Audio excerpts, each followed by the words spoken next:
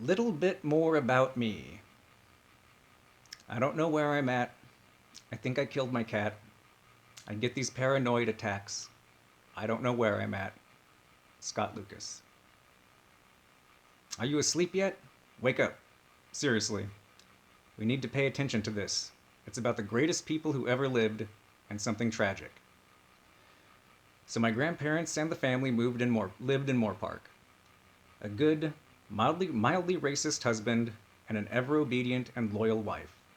Their kids grew up, moved out, and ventured off into the real world. My mom, Mary Beth, stayed in Moore Park. Aunt Sherry moved down south. Uncle Johnny moved up north to San Luis Obispo, one of the greatest places to ever live in the country. That's when everything started to go terribly wrong. Uncle Johnny bought a house in San Luis. He had the money saved up from a season or whatever out crabbing on a crab boat. That is so cool. So he bought a house, trained some falcons, bought a motorcycle, and was just an all around rock star. Without playing music, I guess. The American dream, alive and well. Total success. One day, when he was riding his motorcycle, he was hit by a truck and died. August 27th, 1977. I don't know how bad the accident was, but a rib was broken that punctured his heart, killing him instantly. My grandparents lost their one and only son. They would never have another. He was about 2 weeks shy from his 27th birthday. The family was devastated, of course. I can only imagine how broken they must have felt, and that is something I don't want to do. But that happened, and they have had to live with that pain for the rest of their lives.